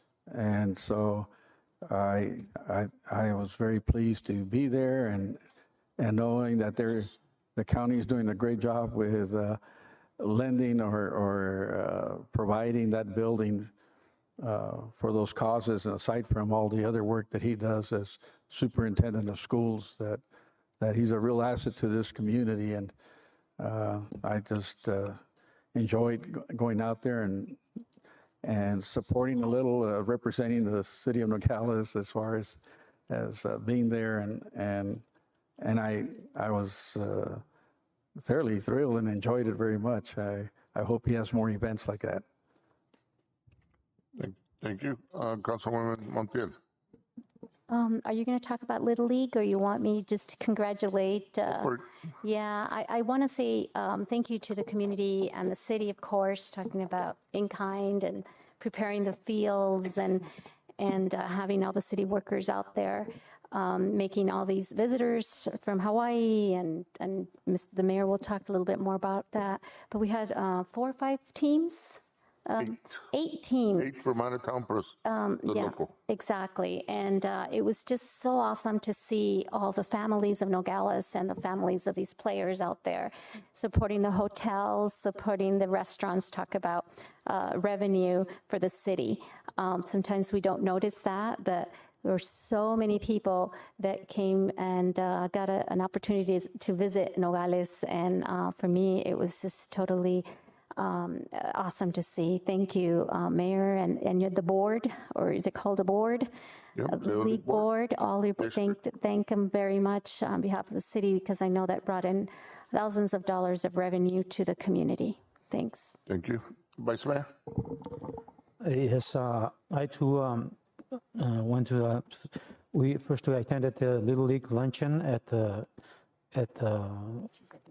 Chiltepinas with the coaches and umpires, and then I went to a couple of games, and it is good to know that the city is being a very good host, and I hope we continue. You know, it's good for the community, it's good for the economy, because they stay here in our hotels, and they go to our restaurants, and they some of them recommend to other people to come down to Nogales.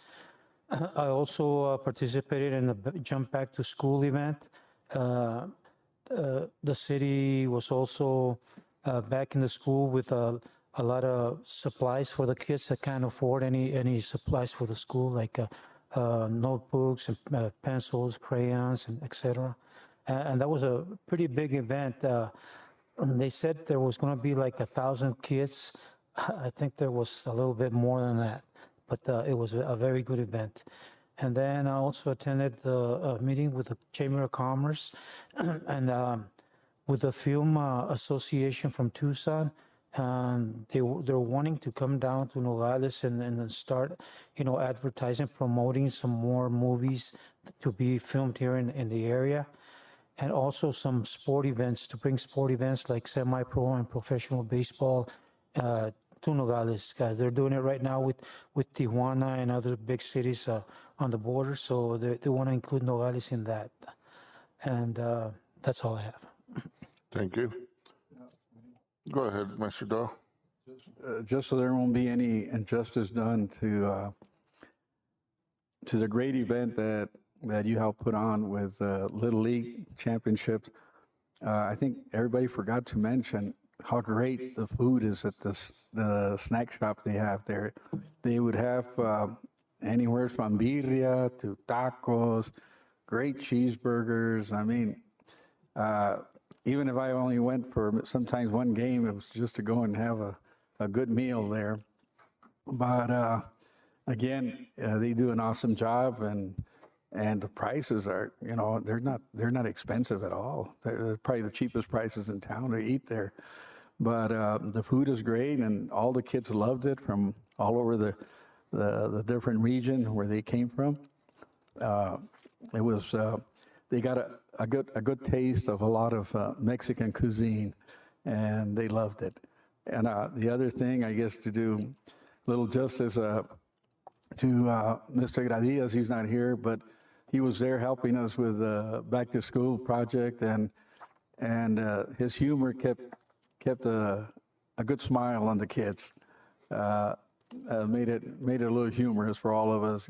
So just wanted to mention that the kids were having a great time there, and it's great for the city to be a part of that. Thank you, Mayor.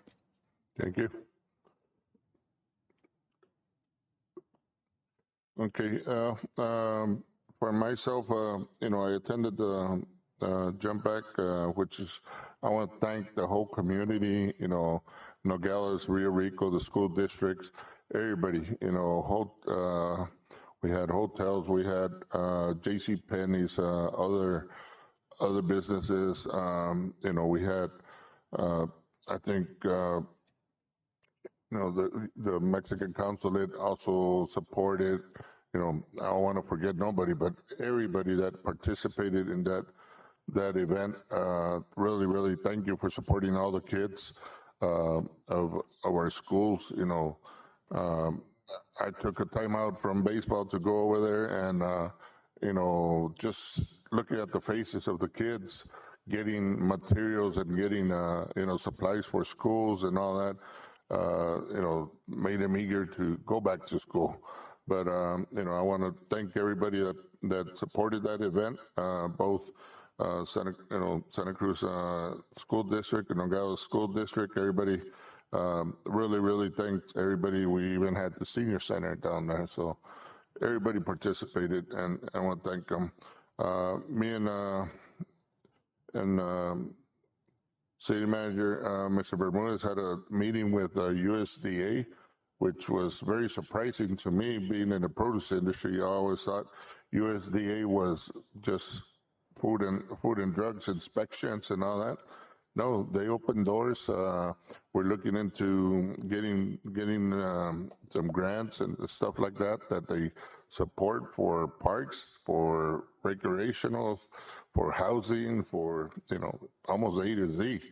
That was really, really not we weren't aware of that. So we're going to continue to talk to them on see what funding or support we could get for the city. Thank you, Mr. Bermudez, for joining me in that meeting. Today I was in Nogales, Sonora. They made a celebration of the borders, 183 years, 43 years, excuse me. But since our border's been established, it was a nice presentation with the armed guard from Mexico. The Consul de Mexico was there, Mr. Marcos, the mayor. It was a very nice event right there this morning in Nogales, Sonora.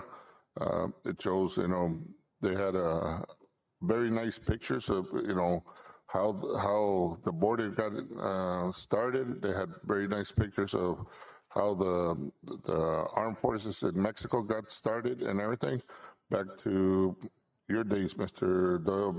Presidente Echeverria, putting the first stone in back in 73, I think it was. So it was very, very educational. We talked to them about bringing that memorabilia, those nice picture frames that they had, put them in maybe right here with the consul office, and so our Nogales, Arizona public and general community could have an opportunity to go see them. I think it'd be a very good learning experience for everybody.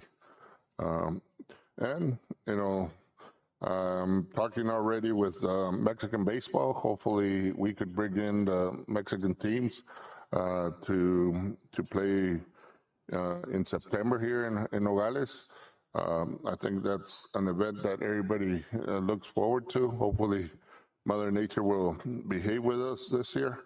So we're looking into bringing in, I always ask for Culiacan, Obregón, or Hermosillo, because I think those are three popular teams that our community, both Nogales, Sonora, and here in Nogales, Arizona, respect and like. So hopefully we could get two of those teams to be here. And on behalf of the Little League, which we had Idaho, Washington, Oregon, Northern Cal, Southern Cal, Alaska, Hawaii, and Arizona, which this year was it was the second year that we've had two District 8s, which is the district that Nogales belongs teams in the same tournament. It was Douglas representing Arizona and Nogales as the host team.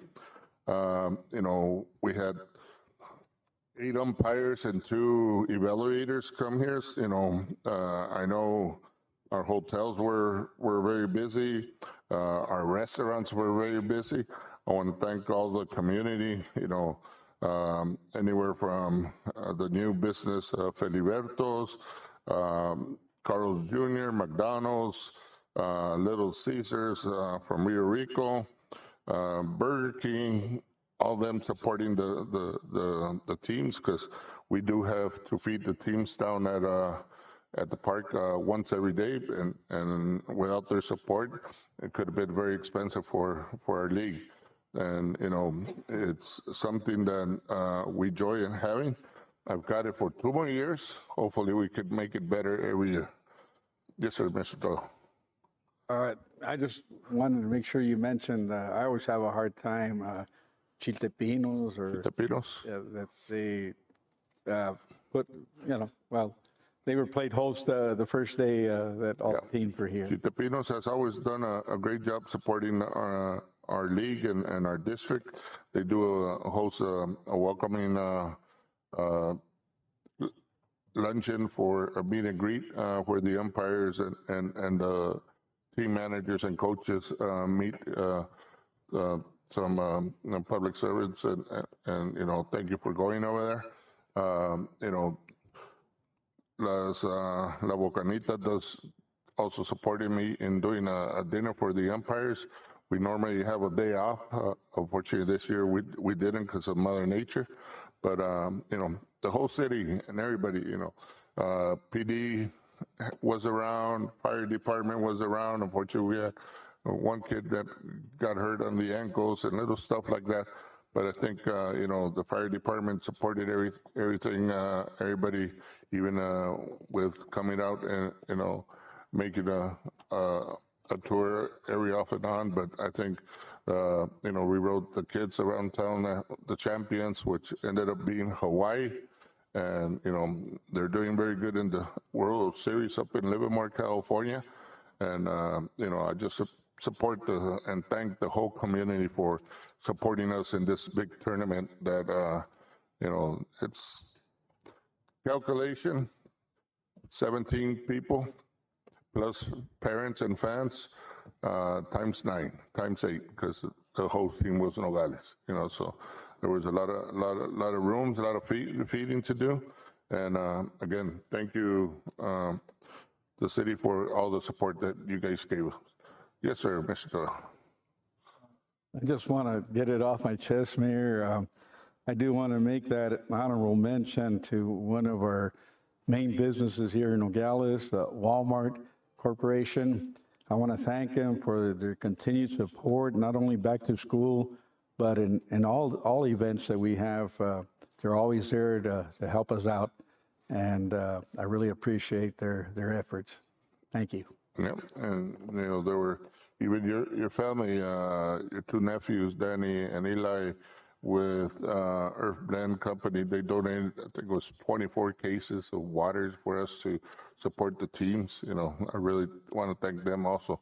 So hopefully I didn't forget nobody, but it was a great opportunity of 8 days of baseball and 8 days of having fun, having all these visitors from here. With that said, any future agenda items? No? Okay, move to adjourn this meeting. All in favor? All right. Meeting adjourned.